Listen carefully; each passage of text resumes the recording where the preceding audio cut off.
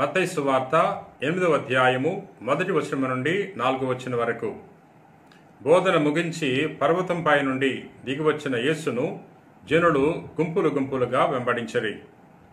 ఆ సమయమున కుష్ఠరోగి ఒకడు వచ్చి ప్రభు ముందు మోకరించి, ప్రభు, నీకిష్టమైనచో నన్ను శుద్ధిని చేయగలవు అని పలికెను. అంతట యేసు తన చెయ్యి చాపి అతనిని తాకి, నాకు ఇష్టమే, నీకు శుద్ధి కలుగునుగాక అని పలికెను. వెంటనే వాని కుష్ఠము పోయి వాడు శుద్ధుడాయెను. యేసు అతనితో, ఈ విషయమును ఎవరితో చెప్పవలదు, నీవు వెళ్ళి అర్చకునకు కనిపింపుము. నీ స్వస్థతను వారికి నిరూపించుటకై మోషే ఆజ్ఞానుసారము కానుకను సమర్పింపుము అని పలికెను. ప్రభువునందు ప్రియ సహోదరి సహోదరులారా, నేటి సువార్తలో యేసు ప్రభు కుష్ఠరోగికి స్వస్థత దయచేస్తున్నాడు. ప్రభు కాలములో కుష్ఠరోగము భయంకరమైన వ్యాధి.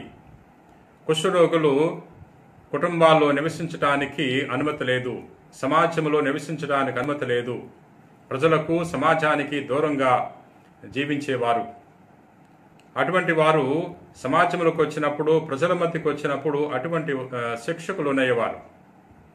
అటువంటి కుష్ఠరోగుల్లో ఒకడు ప్రభు వద్దకు వచ్చి ప్రభు ముందు మోకరించి ప్రభుని ప్రార్థన చేస్తున్నాడు. ప్రభు, నీకిష్టమైతే నన్ను స్వస్థపరచగలవు అని ప్రార్థన చేసినప్పుడు ప్రభు వెంటనే అతన్ని తాకి స్వస్థపరుస్తున్నాడు.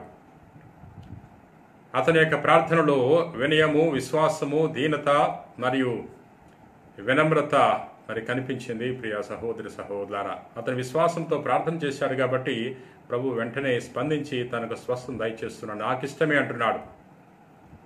మనము మన ప్రార్థన ద్వారా ప్రభుని మెప్పించగలిగితే మనము స్వస్థత పొందుకుంటాం. మన ప్రార్థన ప్రభుకి ఇష్టమవ్వాలి. అనేక మంది ప్రభు వద్దకు విశ్వాసంతో వచ్చారు. వారందరూ కూడా స్వస్థత పొందుకున్నారు. రక్తస్రావం చేత బాధపడిన స్త్రీ ప్రభు వద్దకు వచ్చి స్వస్థురాలైంది. కనానీయ స్త్రీ గొప్ప విశ్వాసంతో ప్రభు వద్దకు వచ్చి ప్రార్థన చేసింది.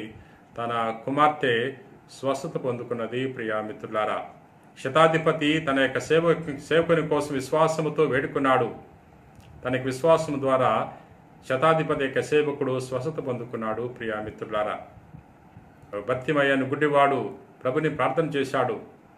దావీదు కుమార యేసు ప్రభు, నన్ను కరుణింపుము అని విశ్వాసముతో ప్రార్థన చేసినప్పుడు ప్రభు తనకు దృష్టిని ప్రసాదించాడు. ప్రియా మిత్రులారా, ఈ విధంగా ఎవరెవరైతే విశ్వాసముతో ప్రభుని వేడుకున్నారు అటువంటి వారందరూ కూడా స్వస్థతలు పొందుకున్నారు.